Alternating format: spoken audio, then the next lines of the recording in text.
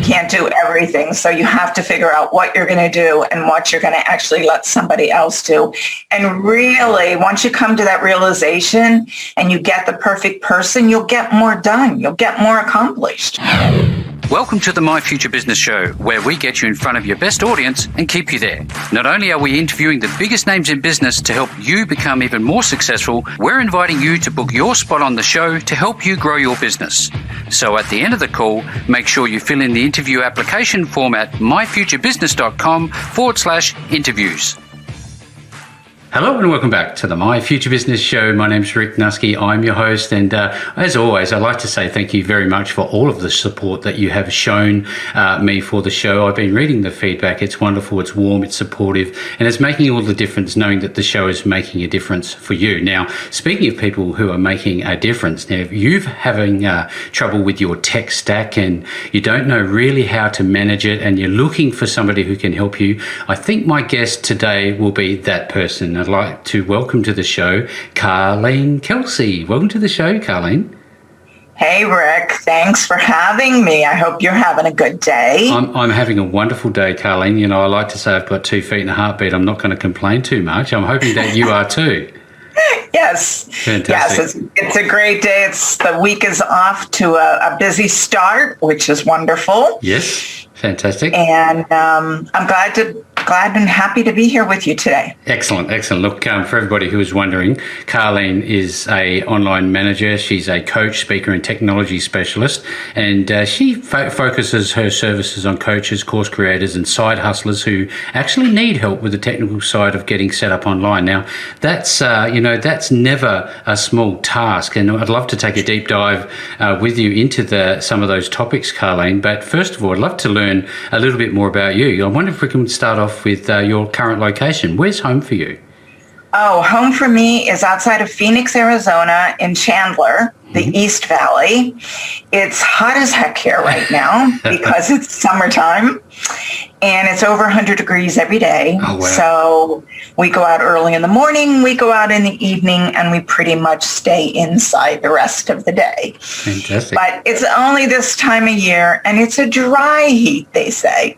Yeah, I remember driving through Death Valley, and I thought to myself, this will be a one-way ticket for me. I'm not driving through here again. Yeah, it's extremely hot. Do you have a pool? Yeah, my complex has a pool, and my daughter has a pool, and she's only a mile away. So you have to have a pool. Absolutely. And water. Absolutely. So when you, are not working, do you have any things that you enjoy? Do you have any hobbies? My hobbies are wine tasting and traveling to wine country. I've been to many different areas in California. I love California wines. Mm-hmm. My son used to live in Napa, so I would go to Napa every single year and visit different wineries. I like to read and a little bit of gardening. Fantastic. A little bit of gardening. So what type of books do you like reading? Are you a sci-fi or... No, it's either romance novels or nonfiction. How to learn something new, or how to get more traffic to your website, or, some of those kinds of things. But when I go on vacation, I just take a romance novel with me, and I just sit down with my book and go to Cabo San Lucas, Mexico, and drink some Coronas and hang out by the pool and just relax. Hey, do you have much time for audio books? Do you like them at all? No, I haven't done a lot of that yet. I have a girlfriend who does it all the time, and she's working at home, and she puts her audiobook on, and, it's all going when she's working. And I have not done that. So I know that we all must have an element of enjoyment when it comes to being entertained. Do you like being entertained? Do you like movies? What's your thing? We do like movies. I do like movies, and I miss going to the big screen movies. Yep. Although in Arizona now things are coming back. Things are coming back pretty quickly. So the movies have reopened. And that's probably something I'll start doing this summer and fall, because you can get inside where it's cool. Yep.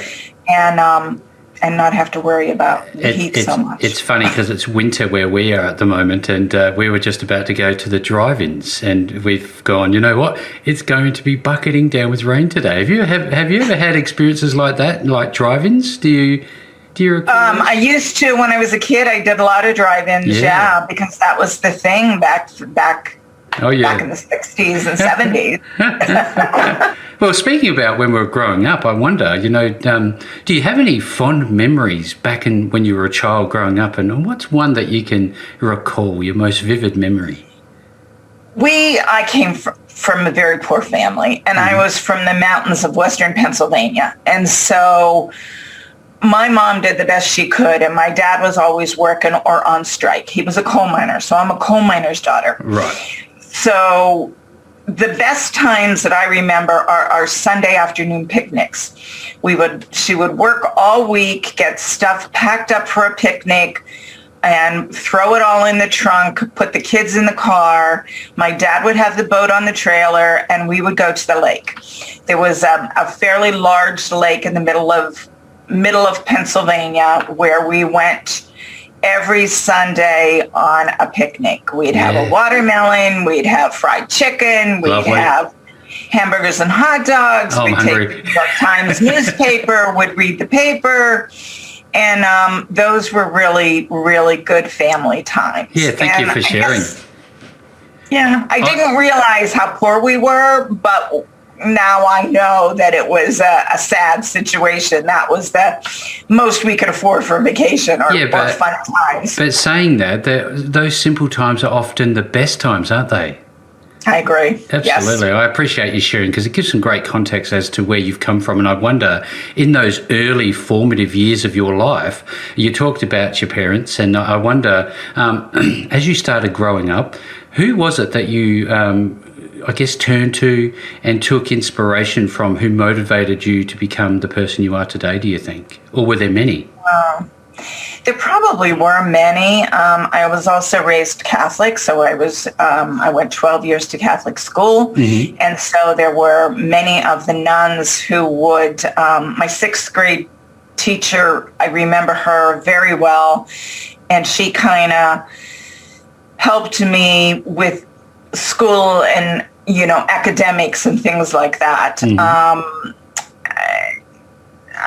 I don't know. I don't really. Probably I can't point it to any one person. Yeah.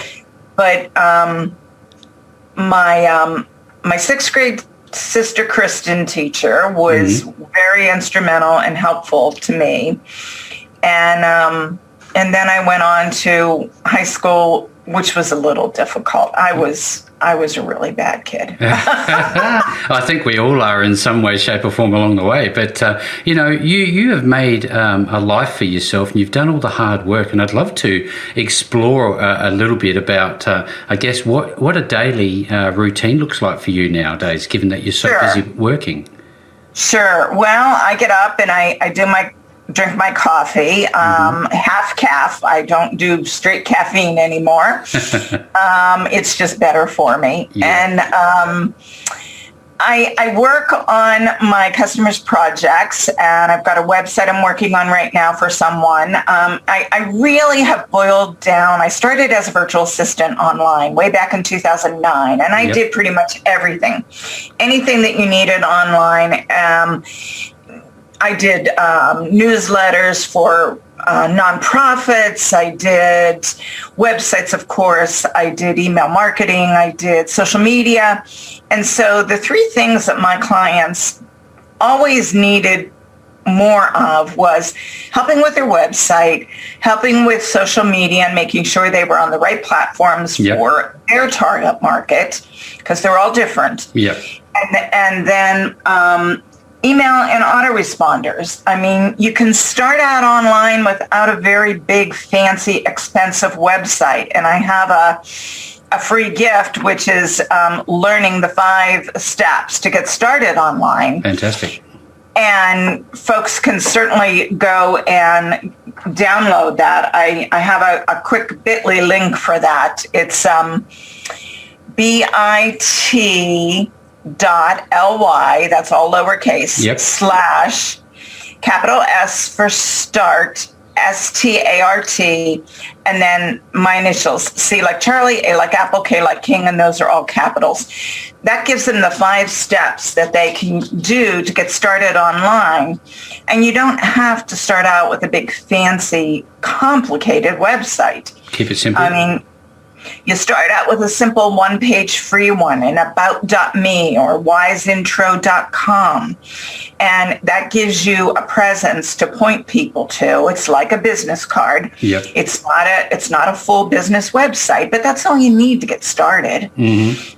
And then you start building your list, and you create a very wonderful opt-in gift for anyone who's going to sign up to receive that gift. Will then go on to your email list. And so you just get creative with that. It can be a PDF, a checklist, a series of 5 short videos. It could be an email drip content, that goes to people every couple of days.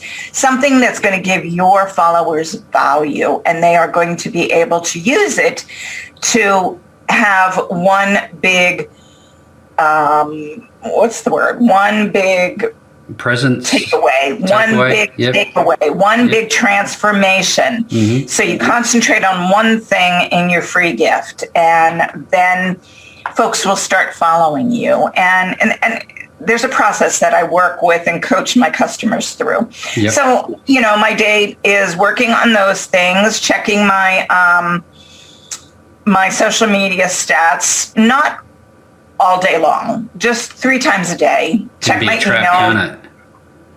It can be a trap, and it can be a dark hole where you never get out of it.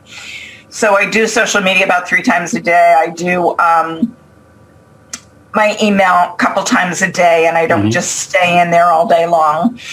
I then work on my content. So I create my own content. So I'm not really a copywriter, but I can create content, and I can give people information that helps them move along or looks at something a little bit differently, a little bit deeper than they might have looked at before. Yeah. Yeah, that's wonderful feedback. Thank you very much. Now, I wonder, a couple of things. I'd love to talk about the genesis for your starting in this field, because it takes a certain type of person to say to themselves, I'm going to do this and actually do it well. What was the moment? What was the first entrepreneurial experience that you had that you've said to yourself, you know what, this is what I'm going to do? Well, I actually decided in 2009 that I was going to sign up and take some virtual assistant courses. And I learned how to do WordPress websites. I learned a little bit of HTML, although I couldn't build a complete HTML website. I wouldn't want to. I would use WordPress. And I just started taking courses, and I kept learning more and more and more and more about the tech and the back end stuff and how everything has to operate and be in sync. Your website, your social media, your autoresponder, it all has to be working and connected. And that's what I decided I really love doing. And so the virtual assistant tasks that I was doing narrowed down to those 3 things I'm working on today, is websites, email marketing, and some social media. Yeah, thank you. I wonder, given the world that we're living in seems to be changing on a daily basis, how have you seen your client base evolve and, I guess, innovate to accommodate for everything that's going on? Well, some of my clients are doing their coaching business as a side hustle. They really haven't left their full-time jobs just yet. Right.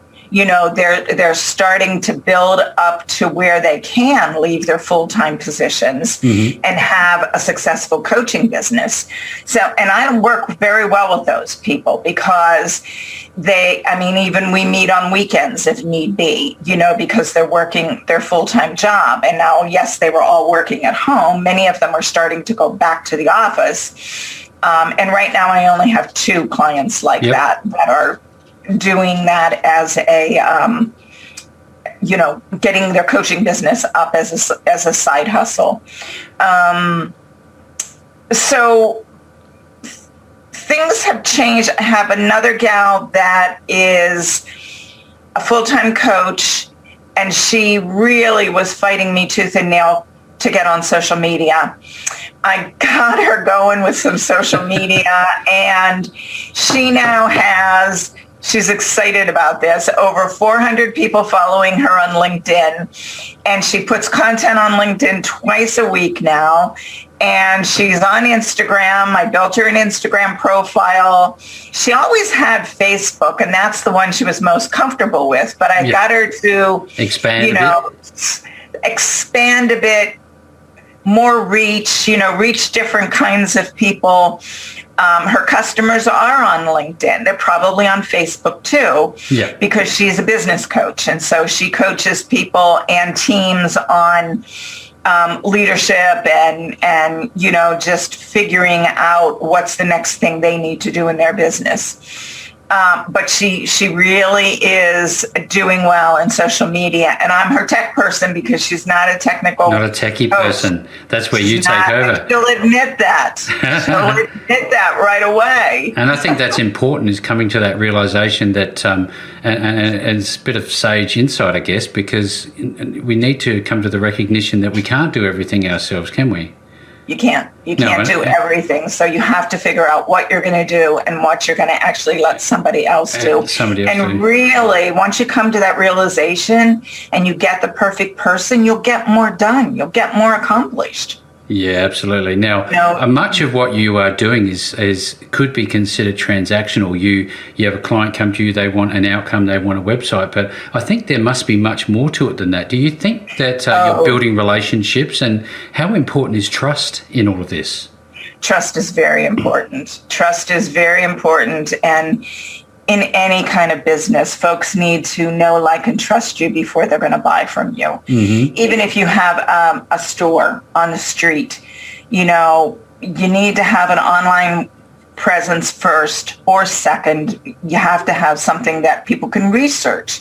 They're going to do their research. Then they're going to decide whether they're going to do business with you. So trust is extremely important. And you have to have you have to have some social proof that you know what you're doing and you've done it for others. And so people know they can get what they need. Come to you. Yeah, mm-hmm. Absolutely. Thank you again for sharing. Now, I know that we talk about we can hear our customers and they ask us to do things for them. How important is it to really, really listen and feed back, just to make sure that you've got it right? Because you'd hate to make a mistake, wouldn't you? Right. Well, and your WordPress website is not once done and forever. You don't walk away from it. You're always tweaking it and updating it. Mm-hmm. And so I'm not really afraid of making mistakes. If something is put up and it doesn't really look exactly like the customer wanted, all of my stuff is 100% guaranteed that if you don't like my work and I can't find the right picture or image for you, then we'll just call it quits and I'll give you a refund. I mean, I have 100% satisfaction guarantee and a 100% satisfaction rate at this point, actually. So, and you have to listen. So that's what the strategy calls are all about. When I set up, my programs are pretty much very individualized because each customer needs something new and something different. They're at a different stage in their business. They're either just beginning or they've been using their same old website for years and years and years, and it's time to make it modern and new, so they need a refresh. So you have to listen to them and really understand what they are doing next. And their business has changed too, Rick.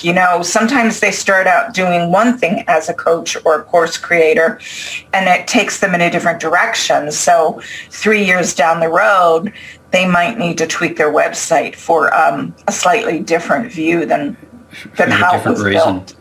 You must be so busy because there's always, it's like a bouncing ball that never stops bouncing, isn't it? You need to update your personal knowledge so that you can be, I guess, position yourself as the professional. How much time do you invest in, I guess, personal development and education? How important development and education and training is real important to me to keep up on the newest and latest and greatest. Not that every customer is going to need it all, but I would guess that I probably do about 4 to 5 hours a week listening in on coach. I have a coach, so I work with my coach twice a week. I work with a couple Facebook groups. They're like mini masterminds. They're not really masterminds, but there's training in them each week. And I just want to keep up on what is new and what's working, fantastic. Yep. You got to be on top of it. Absolutely. Now, if you had a choice, I know that you're proficient and expert in many different areas. Would you have a favorite? Is there something that you like to do the most? I like the autoresponders and email marketing and getting people to understand how to grow their list, how to build their list, because that is an asset that they will own. And that seems like a strong word, but it's not, because you have control over your email list, whereas you don't have a lot of control over your social media, and it's forever changing. And you may have 20,000 people following you on LinkedIn or even Instagram. You don't own them, and you will never be able to take them with you anywhere. Yeah. Your email list is the most important asset you can have in any kind of a business. And so I really like getting people started with email and getting them to understand how they can use it and grow with it and get more people following them. You've touched on a very important point, Carlene, in terms of owning, I guess, the asset. Does the same, I guess, mentality apply to having your own website? Yes, it does. That would be second, second, because even if you're a realtor, I know that many of the realtor organizations provide websites for their reps, their reps, but they have to pay for them, and they're not always the best indication of what you can do on your own as a realtor. You can have your own website, and it would be better off because you can make it the way you want it, and you can have the pictures and the houses on it that you want to list on it, whereas your realtor sponsored site might have a whole different set of standards, and they might want something completely different. So, your website is just as important as your email list, and they have to be connected and working together. Yeah, that's the thing, isn't it? Getting all the pieces lining up and actually talking to each other. And there's a lot that goes on in the background that I don't think we could explore in just such a short amount of time. There certainly is a lot of work that goes on. Now, I've gone through your website, had a good read of it. I love what I see, and I noticed something on there in reference to accountability. Tell us a little bit about that. Well, that's not, I'm not a certified coach. Okay. So, but I do coach. I end up coaching my clients all the time. So I call it accountability. Yep. I'm going to hold them accountable because I'm not a copywriter, but I will help them write things for their website when we get it started. If it's a brand new website for somebody, or even if they're redoing their bio, I'll help them do their biography to put up on their website. So I hold them accountable to do the actions that we talk about, that we agree. I'm going to do this and they're going to do that. So I consider myself an accountability kind of partner. Yeah, that's wonderful. Now, you touched on it a little earlier, and I think a lot of people that listen to this show, Carlene, are startup entrepreneurs, maybe not having a lot of experience, and they think maybe that it's going to be easy. Tell us a little bit about the trials, tribulations, and the risks that you needed to take to build your business. Well, I needed to step out there. I needed to start doing interviews and video. I was a holdout on doing Facebook Lives and video for a very long time. And I don't know why. I cannot even explain why. But, you know, I had to just keep pushing and knowing that if you are going to get noticed, you need to be doing video. And I'm still working on Instagram Reels because they are so popular. And Facebook owns Instagram, is putting so much value on video and Reels and short Reels, mostly to compete with TikTok. But you know, and now there's the whole audio thing, the social audio and Clubhouse. And I've been on Clubhouse a couple of times. What do you think about that? I think it's fun. It's really fun, a whole lot of fun. I don't have my own room yet, and I could certainly open a tech room and invite people to come and talk about their tech. I like Clubhouse. I think it's fun. Fantastic. And there's people getting a lot of new business from it, and they're connecting with new people that they never even knew existed before. Yeah, that's great. When you work with somebody, is it largely done for them, or is it done with? I have both kinds of packages. It's Excellent. funny that you should ask that. Done with you and done for you. I could people sometimes, entrepreneurs, when they're starting out, they feel like they need to know how to do it. They need to know how to do everything. That really isn't true. But for those that have the time and they want to learn, I can teach them. I absolutely can teach them how to do it. It takes longer to do it that way. Or they can hire me and I'll do it for them. I'll do the website. I'll do the autoresponder. I'll make sure that their social media profiles are all synced and optimized for the keywords that they want to be searched for. You know, I can do that all too. So it works both ways with me. That's wonderful. Thank you for sharing. Now, you have a lot of decisions to make in terms of hosting, in terms of CMS selection. You've already spoken about WordPress. Do you have favorites? Obviously, WordPress is one. What about hosting? What about email service providers? Are there preferences?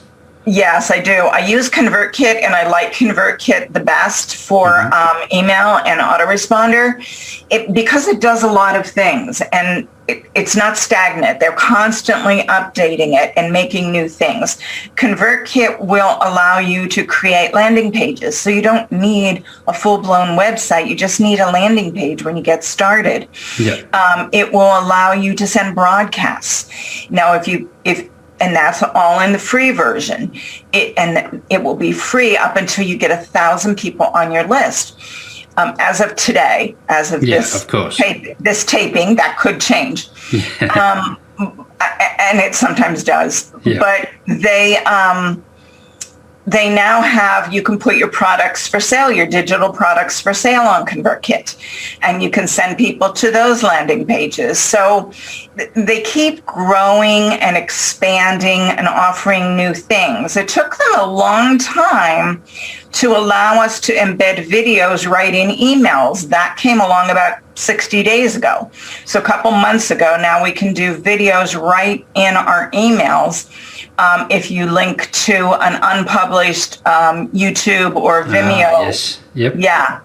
That's so, and they're just constantly going. And WordPress, because 40% of the world uses WordPress.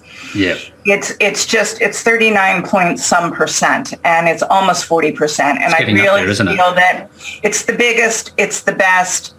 Wix is far behind. What's the other one? There's heaps of them, I think. Say it again. There's a lot of smaller ones, isn't there? There's a lot of smaller ones, and they're all just not up to WordPress standards. I mean, you can have plugins added to your WordPress website to make it look completely different and have different functionality than other sites that might be similar in business to you. So it's the best biggest one. It's completely customizable, isn't it? completely customizable. Now, Carlene, I'm loving this call. You've shared so much, and I wonder, with the world that we're living in again, things have changed. Are you doing many speaking engagements? Is it all digital? How does that go? It is, and I've done a few, and I'm working on doing some more. And that's, of course, how we connected, because you have this show. Yep. And I want to do more because I like working from my home office. And I mean, I don't mind networking in person. I've gone to several different networking events where you network in person, all of this, of course, before COVID. And I like networking both ways, online as well as in person. Yeah, fantastic. I again, this has been such a revealing call. Now, because we are predominantly online at the moment, when the doors swing open, you'll obviously be going back and doing more networking, meeting more people, and doing your thing. Now, at the moment, what is the process that you would take somebody through if they wanted to work with you? Because I guess that not all people are going to be a good fit for your business. Yeah, they're not. The process I take them through is one of my newest packages, and I'm going to be introducing it on a webinar, a masterclass on the 24th of July. It's a complete package that will do the three things that I specialize in. It will help them set up their one-page WordPress website, their autoresponder, and their 3 social media accounts. So we meet weekly. They have unlimited access to me through email or text or phone calls, if calls are better than Zoom calls. We just keep in contact, and they've got to provide me the data for the website, and I help them with it if they get stuck. And it's just a complete partnership, really. Absolutely. They cannot have to worry about it if they don't want to. Then if I have a customer who really wants to learn how to do it and they don't want to be responsible for farming out the maintenance, because once you build your website, you also have maintenance to it. Keep it going. Yep. Got to keep it going. You got to make sure it doesn't get hacked. You got to back it up. You've got, there's maintenance. So I have maintenance packages too, but I could teach, depending on the customer, I teach them how to do it and the best way to keep it going. The one-stop shop, essentially. It seems to me, Carlene, that you've talked about video earlier. It would seem obvious to me that you would, given all of your knowledge, you would package that up into some sort of video course. Is that coming? I haven't done that yet.